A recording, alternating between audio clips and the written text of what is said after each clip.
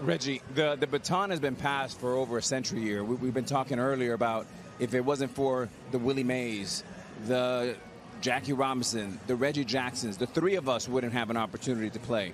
How emotional is it for you to come back to a play that you played with one of the greatest teams around? Alex, when people ask me a question like that, it's like coming back here is not easy.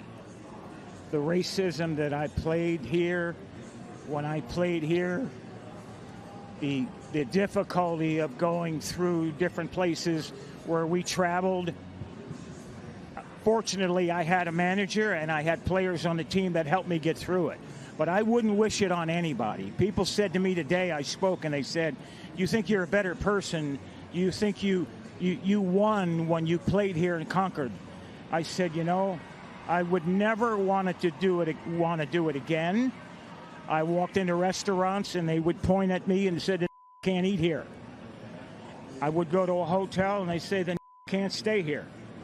We went to Charlie Finley's country club for a welcome home dinner, and they pointed me out with the N-word. He can't come in here. Finley marched the whole team out. Finally, they let me in there. He said, we're going to go to the diner and eat hamburgers. We'll go where we're wanted. Fortunately, I had a manager, Johnny McNamara, that if I couldn't eat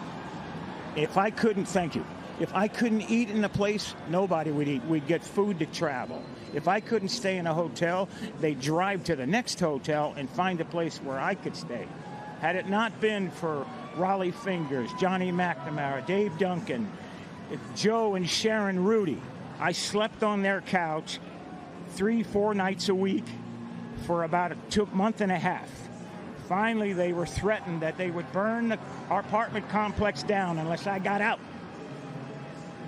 I wouldn't wish it on anyone. The year I came here, Bull Connor was the sheriff the year before. And they took minor league baseball out of here because in 1963, the Klan murdered 4 black girls, children, in 11, 12, 14 years old at a church here and never got indicted. They were from the Klan. Life magazine did a story on them like they were being honored. I wouldn't wish it on anyone.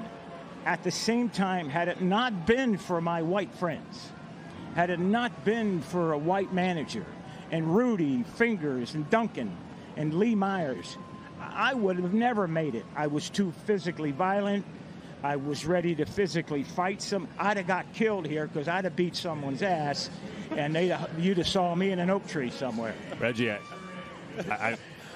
I can't even imagine. It's awful you had to go through that, but appreciate you sharing the rawness and the honesty of it with our audience. I mean, really, we love you, Reg. Yeah, thank you. Quick history lesson there. That's a great history lesson. Reggie Jackson telling us all about it, preaching. Wow, that's unbelievable. The great Reggie Jackson, the Hall of Famer, joining us here, and we've got more to do.